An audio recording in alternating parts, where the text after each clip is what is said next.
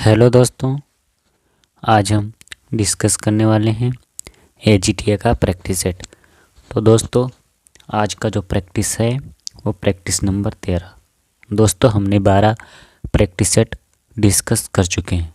Total हम दोस्तों 15 practice set discuss करने वाले हैं। तो दोस्तों, आज का जो पहला क्वेश्चन है वो है एग्रीकल्चर का, जिसमें दोस्तों टोटल 65 क्वेश्चन हैं। तो आज का जो पहला क्वेश्चन है, क्वेश्चन नंबर 1, निम्न सब्जियों में कौन सब्जी प्रतिफल सबसे अधिक बीज उत्पन्न करती है? पहला ऑप्शन है टमाटर, ऑप्शन बी है बैगन, ऑप्शन सी है मिर्च, ऑप्शन डी है आलू। तो दोस्तों, इसका जो राइट आंसर है ऑप्शन बी, बैगन। बैगन में सबसे ज़्यादा बीज होते हैं। अगला क्वेश्चन है क्वेश्चन नंबर 2। क्वेश्चन नंबर 2 है, रिटार्ट किसके लिए आवश्यक है? पहला ऑप्शन है फल डिब्बाबंदी के लिए, ऑप्शन बी है स्क्वाश की बोतलबंदी के लिए, ऑप्शन सी है साग भाजी डिब्बाबंदी के लिए, और ऑप्शन डी है इनमें से कोई नहीं। तो दोस्तों, इसका जो राइट आंसर है ऑप्शन सी, साग भाजी डिब्बाबंदी के लिए आवश्यक है। अगला क्वेश्चन है क्वेश्चन नंबर 3। क्वेश्चन नंबर 3 है,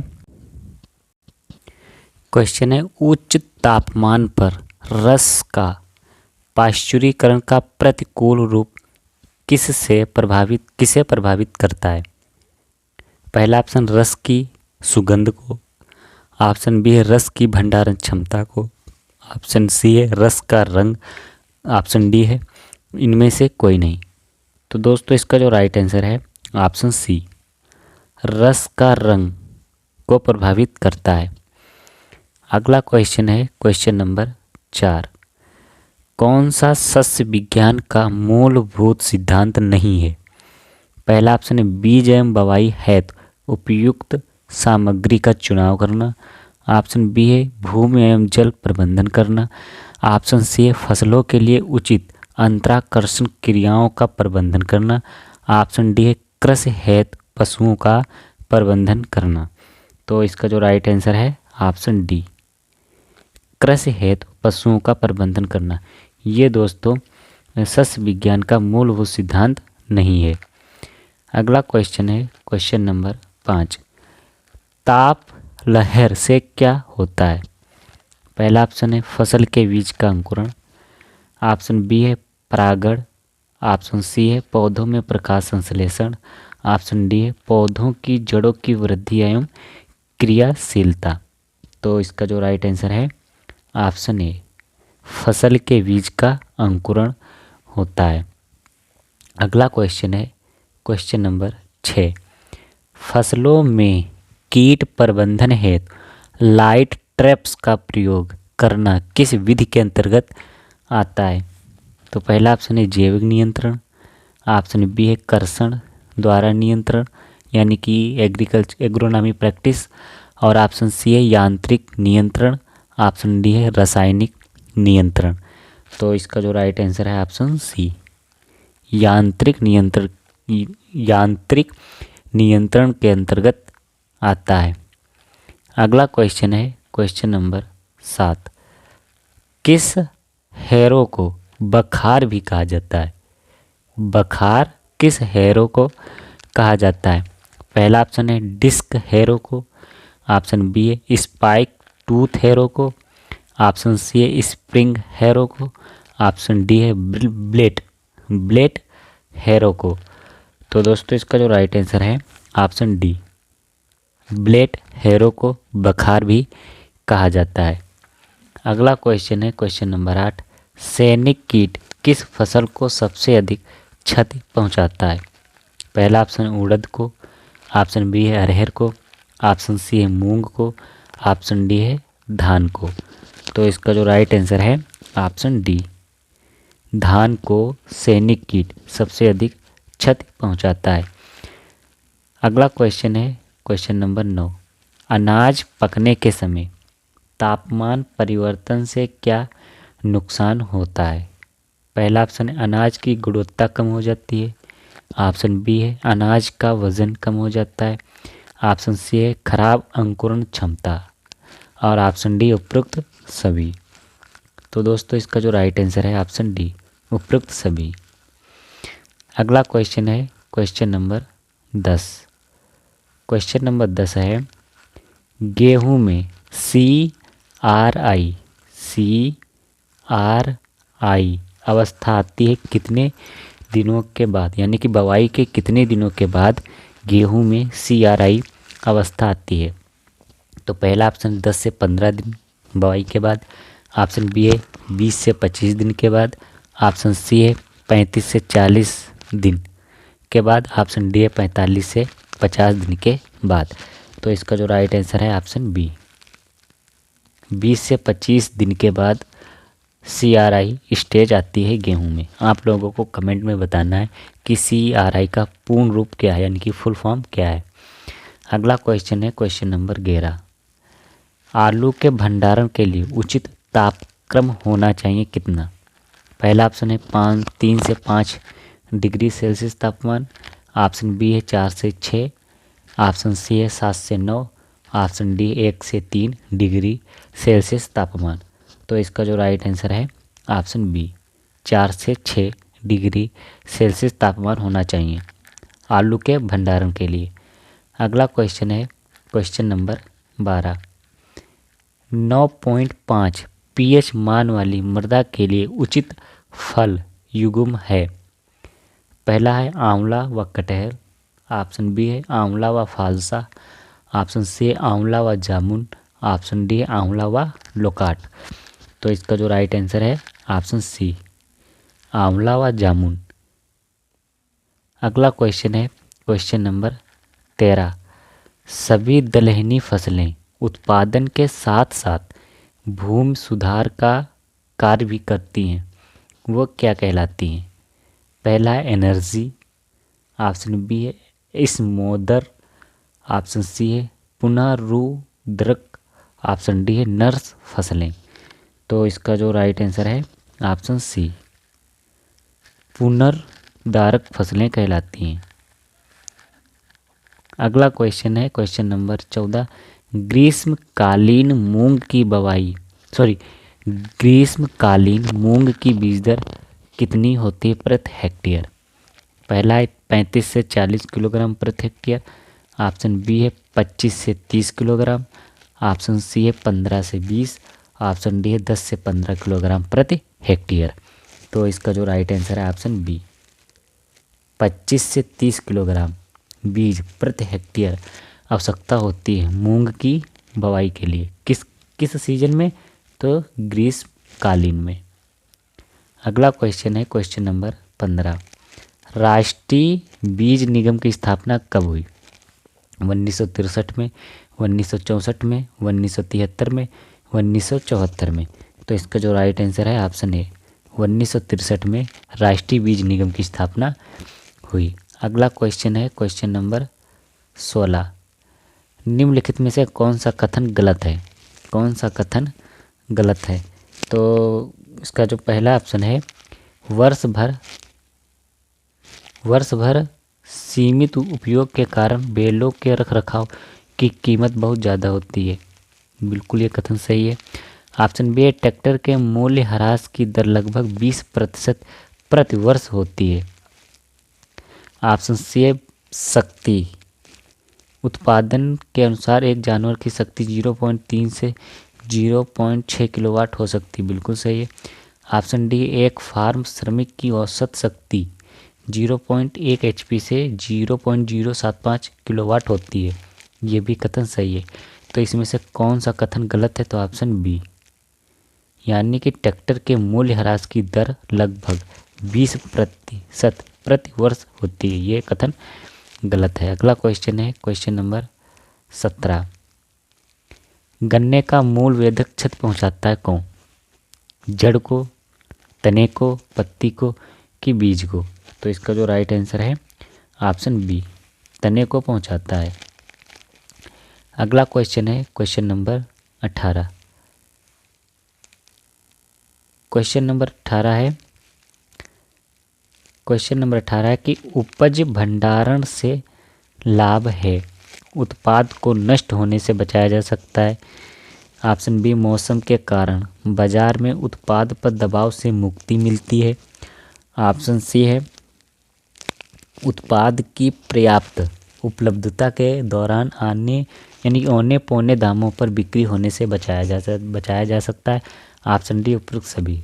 तो इसमें जो लाभ हैं उपरोक्त सभी, यानी कि इसका ऑप्शन डी सही है। अगला क्वेश्चन है क्वेश्चन नंबर 19।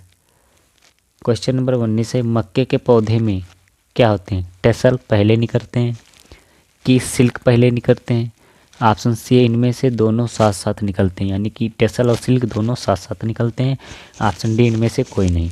तो इसका जो राइट आंसर है ऑप्शन ए, मक्के में जो टेसल हैं वो सबसे पहले निकलते हैं।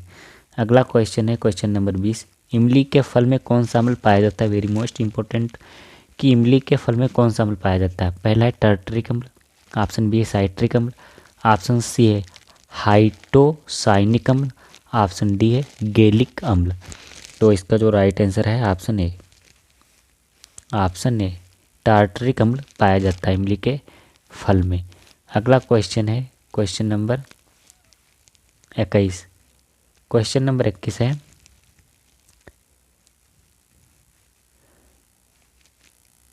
क्वेश्चन नंबर 21 है, शुष्क खेती में एल्केनिल सक्सिनिक अम्ल का प्रयोग पौधे की वृद्धि में सहायक होकर उन्हें सूखे से बचाता है, क्योंकि यह स्टोमेटा के ऊपर एक परत बनाता है। ऑप्शन बी, कोशिकाओं की भित्तियों में पानी की पारगम्यता। ऑप्शन सी, स्टोमेटा के खुलने और बंद होने की क्रिया को नियंत्रित करता है। ऑप्शन डी, उपरोक्त सभी। तो इसका जो राइट आंसर है ऑप्शन सी, स्टोमेटा के खुलने और बंद होने की क्रिया को नियंत्रित करता है।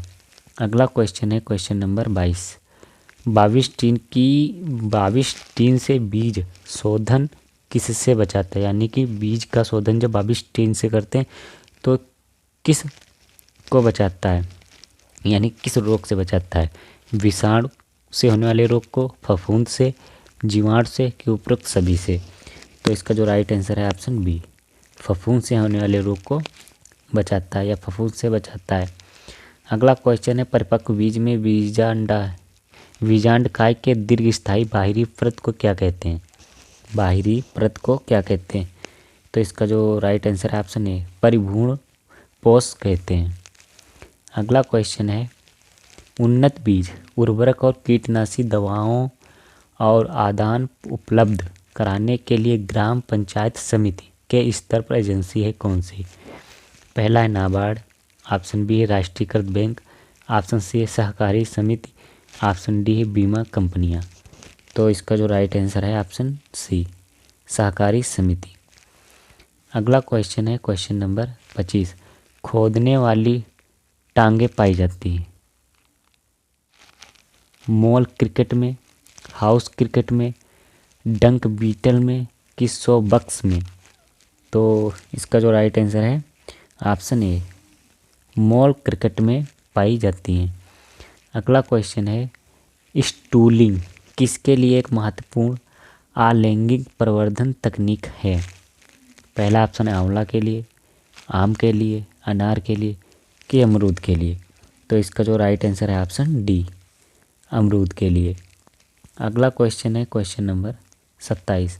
नर तथा उभयलिंगी दोनों ही प्रकार के पुष्प किस फसल में पाए जाते हैं? अमरूद में, बैगन में, आम में, कि भिंडी में? तो दोस्तों इसका जो राइट आंसर है ऑप्शन सी, आम के पौधे पर दोस्तों नर तथा उभयलिंगी दोनों प्रकार के पुष्प पाए जाते हैं। अगला क्वेश्चन है क्वेश्चन नंबर 28। एक साइब्रिड होता है, एक साइब्रिड क्या होता है? पहला है लिंगी संकर, यानी कि ऑप्शन बी कोशिका विभाजन द्वारा निर्मित संकर, ऑप्शन सी है संकर का पर्याय, ऑप्शन डी ऊतक संवर्धन द्वारा बनाया गया पौधा। तो इसका जो राइट आंसर है ऑप्शन बी, यानी कि कोशिका विभाजन द्वारा निर्मित संकर एक साइब्रिड होता है। अगला क्वेश्चन है क्वेश्चन नंबर 29, पत्तियों द्वारा प्रजनन होता है किस में?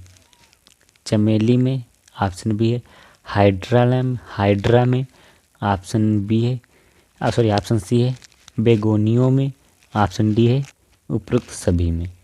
तो इसका जो राइट आंसर है ऑप्शन सी, बेगोनियो में पत्तियों द्वारा प्रजनन होता है। अगला क्वेश्चन है, संकर प्रजाति विकसित करने में नर बाध्यता लाइन को प्रदर्शित करती है? R line, B line, A line कि सी लाइन? तो इसका जो राइट आंसर है ऑप्शन सी, ए लाइन प्रदर्शित करती है। अगला क्वेश्चन है क्वेश्चन नंबर 31, मेंडल ने मटर में कुल कितने लक्षणों का वंशानुगति अध्ययन किया था? 9 लक्षण यानी कि 5 लक्षणों का, 7 का, 9 का कि 11 का? तो इसका जो राइट आंसर है ऑप्शन बी, 7 लक्षणों का अध्ययन किया था। अगला क्वेश्चन है क्वेश्चन नंबर 32, संशिष्ट प्रजाति को तैयार करने के लिए अंतः प्रजाति वंश क्रमों की उचित संख्या क्या है? 2 से 3, 10 से 12, 8 से 10 कि 5 से 6? तो इसका जो राइट आंसर है ऑप्शन डी, 5 से 6। अगला क्वेश्चन है क्वेश्चन नंबर 33, सरल रेखा विधि से ट्रैक्टर के वार्षिक सीजन आकलन है? पहला है लाभदायक सेवा काल के अंत में ट्रैक्टर की छीजन करते हुए उसका मूल्य शून्य कर देता है।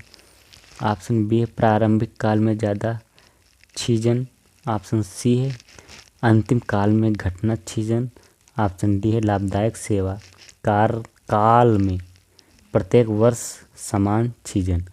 तो इसका जो राइट आंसर है ऑप्शन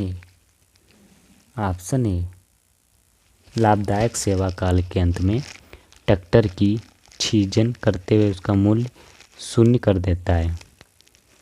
अगला क्वेश्चन है, एडीपी और एटीपी में परिवर्तन को क्या कहते हैं? पहला है वाष्पोत्सर्जन, ऑप्शन बी है ऑक्सीकरण, ऑप्शन सी है फास्फोरीकरण, ऑप्शन डी है प्रकाश संश्लेषण। तो इसका जो राइट आंसर है ऑप्शन सी, फास्फोरीलीकरण कहते हैं। अगला क्वेश्चन है, तत्व जो स्टोमेटा एवं रंध्रों के खुलने एवं बंद होने को नियंत्रित करता है? पोटेशियम, नाइट्रोजन, फास्फोरस कि सल्फर? तो इसका जो राइट आंसर है option A, potassium.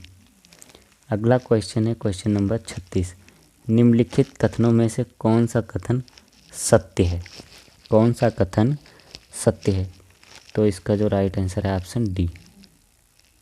Option D यानी कि मृदा निर्माण के कारक हैं जलवायु, पैतृक पदार्थ, जैवमंडल, स्थलाकृति और मृदा की उम्र, समय। ये दोस्तों सभी कारक मृदा निर्माण के कारक हैं। तो इसका जो राइट आंसर ऑप्शन डी। अगला क्वेश्चन है, जलमग्न मृदा में कार्बनिक पदार्थ का अपघटन होता है फफूंदी द्वारा, जीवाणुओं द्वारा, ऑप्शन सी है एक्टिनोमाइसीटीज द्वारा, ऑप्शन डी है सभी के द्वारा। तो इसका जो राइट आंसर है ऑप्शन सी, एक्टिनोमाइसीटीज के द्वारा कार्बनिक पदार्थों का अपघटन होता है। अगला क्वेश्चन है, निम्नलिखित में से कौन एक सूक्ष्म पोषक तत्व नहीं है? पहला है तांबा, ऑप्शन बी है जिंक, ऑप्शन सी है सल्फर, ऑप्शन डी है मोलिब्डेनम। तो इसका जो राइट आंसर है ऑप्शन सी, सल्फर। सल्फर एक सूक्ष्म पोषक तत्व नहीं है। अगला क्वेश्चन है क्वेश्चन नंबर 39, बायोसुपर है। तो इसका जो राइट आंसर है ऑप्शन डी, ऑप्शन डी यानी कि रॉक फास्फेट, एलिमेंटल सल्फर और गंधक ऑक्सीकरण करने वाले जीवाणु, ये सभी बायोसुपर हैं। अगला क्वेश्चन है क्वेश्चन नंबर 40। सोयाबीन में नाइट्रोजन यौगिकीकरण किस बैक्टीरिया द्वारा होता है? पहला है राइजोबियम जेपोनिकस, ऑप्शन बी है राइजोबियम लेग्यूमिनोसेरम, ऑप्शन सी है राइजोबियम मेलिलोटाई, ऑप्शन डी है उपरोक्त में से कोई नहीं। तो इसका जो राइट आंसर है ऑप्शन ए राइजोबियम जेपोनिकस। ये दोस्तों सोयाबीन में नाइट्रोजन का स्थिरीकरण करता है। अगला क्वेश्चन है 41। सिंचाई में उपयुक्त जल की मात्रा के पौधों द्वारा वाष्पी जल, मृदा सतह से जल वाष्पन तथा पौधों के ऊतक निर्माण में उपयुक्त जल के अनुपात को क्या कहते हैं? जल के अनुपात को क्या कहते हैं? पहला ऑप्शन है सिंचाई क्षमता, ऑप्शन बी है जल उपयोगी क्षमता, ऑप्शन सी है सिंचाई आवश्यकता, ऑप्शन डी है जल का उपभोगिक उपयोग। तो इसका जो राइट आंसर है ऑप्शन ए सिंचाई क्षमता कहते हैं। अगला क्वेश्चन है वर्षा अनुरूपक का कार्य यानी कि वर्षा अनुरूपक का प्रयोग किया जाता है मृदा क्षरण के अध्ययन में, अपवाह गणना में, वर्षा अध्ययन में। ऑप्शन डी है ए और सी दोनों। तो इसका जो राइट आंसर है ऑप्शन डी ए और सी दोनों, यानी कि मृदा क्षरण के अध्ययन में और वर्षा अध्ययन में वर्षा अनुपूरक का प्रयोग किया जाता है। अगला क्वेश्चन है क्वेश्चन नंबर 43। पौधों के पत्तियों के किनारे बैंगनी रंग का प्रदर्शित होना किस तत्व की कमी को दर्शाता है? बोरान को, मैग्नीशियम को, पोटास को और ऑप्शन डी है फास्फोरस को। तो इसका जो राइट आंसर है ऑप्शन डी फास्फोरस को। अगला क्वेश्चन है क्वेश्चन नंबर 44। निम्न में से कौन सी फसल हरी खाद के रूप में 120 से 130 किलोग्राम नाइट्रोजन प्रति हेक्टेयर प्रदान कर सकती है? पहला है ढैंचा, ऑप्शन बी है सेंजी, ऑप्शन सी है सनई, ऑप्शन डी है लोबिया। तो इसका जो राइट आंसर है ऑप्शन बी सेंजी। सेंजी दोस्तों 120 से 130 किलोग्राम नाइट्रोजन का फिक्सेशन कर सकती है 1 हेक्टेयर में। अगला क्वेश्चन है कौन सी हरी खाद की फसल है जिसके तने में बैक्टीरिया की ग्रंथि पाई जाती है? पहला है सस्बेनिया एकुलेटा, ऑप्शन बी है सनई, ऑप्शन सी है सस्बेनिया रोस्टेटेटा, ऑप्शन डी है लोबिया। तो इसका जो राइट आंसर है ऑप्शन सी सस्बेनिया रोस्टेटेटा। अगला क्वेश्चन है क्वेश्चन नंबर 46। बायो फर्टिलाइजर्स हैं जीवाश्म खादें, सूक्ष्म जीवों का कल्चर, हरी खादें, उपरोक्त में से कोई नहीं। तो इसका जो राइट आंसर है ऑप्शन बी सूक्ष्म जीवों का कल्चर बायो फर्टिलाइजर्स होते हैं। अगला क्वेश्चन है अपरदन को सीधे प्रभावित करने वाले घटक हैं। पहला ऑप्शन है तापक्रम और आर्द्रता, ऑप्शन बी है आर्द्रता और सौरवीकरण, ऑप्शन सी है तापक्रम और वायु वेग, ऑप्शन डी है अवक्षेपण और वायु वेग। तो इसका जो राइट आंसर है ऑप्शन डी अवक्षेपण और वायु वेग अपरदन को सीधे प्रभावित करने वाले घटक हैं। अगला क्वेश्चन है क्वेश्चन नंबर 48। निम्न में से कौन सी कृषि विधि मृदा अपरदन को सामान्यतः रोकती है?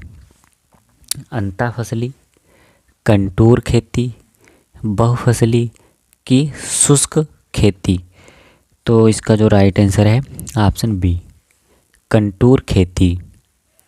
अगला क्वेश्चन है, अपर्दित मृदा में किस फसल की खेती अधिक लाभदायक होती है? अनाज वाली फसलें, दलहनी फसलें, तिलहनी फसलें। ऑप्शन डी इनमें से कोई नहीं। तो इसका जो राइट आंसर है ऑप्शन बी, दलहनी फसलें लाभदायक होती हैं। अगला क्वेश्चन है क्वेश्चन नंबर 50। अवक्रमिता क्षार मृदाएं बनती हैं इस स्थिति के अधीन, यानी किस स्थिति के अधीन? अत्यधिक वर्षा, औसत वर्षा, निम्न वर्षा, अनावृष्टि। तो इसका जो राइट आंसर है ऑप्शन ए, अत्यधिक वर्षा की स्थिति में बनती हैं। अगला क्वेश्चन है, निम्नलिखित विस्तार कार्यक्रमों में से कौन सी कृषि योजना किसानों के लिए ऋण के साथ संबद्ध है? पहला है सघन कृषि विकास कार्यक्रम। ऑप्शन बी है समन्वित ग्रामीण विकास योजना। ऑप्शन सी है सामुदायिक विकास कार्यक्रम योजना। ऑप्शन डी है उपरोक्त में से कोई नहीं। तो इसका जो राइट आंसर है ऑप्शन बी, समन्वित ग्रामीण विकास योजना। अगला क्वेश्चन है, प्रसार शिक्षा के विकास का केंद्र बिंदु होता है? एक व्यक्ति, एक सामाजिक समूह, एक परिवार। ऑप्शन डी एक समुदाय। तो इसका जो राइट आंसर है ऑप्शन बी, एक सामाजिक समूह। अगला क्वेश्चन है, प्रसार कार्यक्रम में सार्थक जन सहयोग तब होता है जब पढ़े लिखे ग्रामीण भाग लेते हैं। ऑप्शन बी, ग्राम पंचायत सदस्य भाग लेते हैं, गांव वासियों का बहुमत भाग लेता है। ऑप्शन डी है स्थानीय नेतागण भाग लेते हैं। तो इसका जो राइट आंसर है ऑप्शन सी, गांव वासियों का बहुमत भाग लेता है। अगला क्वेश्चन है क्वेश्चन नंबर 54। भारत में प्रयोगशाला से खेत तक का कार्यक्रम आरंभ हुआ कब? 1960 में, 1964 में, 1969 में, 1979 में। तो इसका जो राइट आंसर है ऑप्शन डी, 1979 में शुरू हुआ था। अगला क्वेश्चन है, सर्वप्रथम प्रसार शिक्षा शब्द का प्रयोग कब और कहाँ किया गया था? पहला ऑप्शन है 1873 में अमेरिका में। ऑप्शन बी है 1873 में इंग्लैंड में। ऑप्शन सी 1873 में रूस में। ऑप्शन डी 1873 में जापान में। तो इसका जो राइट आंसर है ऑप्शन बी, 1873 में इंग्लैंड में प्रयोग किया गया था। अगला क्वेश्चन है क्वेश्चन नंबर 56। नई आर्थिक नीति 1991 के अंतर्गत कृषि क्षेत्र में विदेशी निवेश की सीमा वर्तमान में कितनी है? 49%, 66%, 74% की 100%। तो इसका जो राइट आंसर है ऑप्शन डी, 100%। अगला क्वेश्चन है क्वेश्चन नंबर 57। निम्नलिखित पर विचार कीजिए। तो पहला, भारत के समग्र आयात में वर्ष 22-23 में कृषि एवं संबंध क्षेत्र का अंश 4.1 है। दूसरा स्टेटमेंट है कि भारत के समग्र निर्यात में कृषि क्षेत्र की भागीदारी वर्ष 22-23 में 11.4 है। आगे दिया गया कि उपयुक्त में से कौन सा कथन सही है? केवल एक, केवल दो, एक दो दोनों, और ना एक सही है ना दो सही है। तो इसका जो राइट आंसर है ऑप्शन सी, एक और दो दोनों कथन सही हैं। अगला क्वेश्चन है क्वेश्चन नंबर 58। प्रधानमंत्री मत्स्य संपदा योजना के संदर्भ में कौन से कथनों पर विचार कीजिए, यानी कि निम्न कथनों पर विचार कीजिए। पहला, यह सभी राज्य एवं केंद्र शासित प्रदेशों में लागू की जा रही है। ऑप्शन बी है, इस योजना का कुल परिव्यय यानी कि 20,050 करोड़ रुपए है। पहला ऑप्शन है, केवल एक सही है, केवल दो सही है, ए बी दोनों सही है, ऑप्शन डी है दोनों में से कोई सही नहीं है। तो इसका जो राइट आंसर है ऑप्शन सी, ए बी दोनों सही है। अगला क्वेश्चन है, कृषि लागत एवं मूल्य आयोग की स्थापना कब की गई? 1960 में, 1962 में, 1965 में, 1966 में। तो इसका जो राइट आंसर है ऑप्शन सी, 1965 में स्थापना की गई है कृषि लागत एवं मूल्य आयोग की। अगला क्वेश्चन है, नाफेड की स्थापना कब की गई? 1955 में, 1958 में, 1960 में कि 1962 में।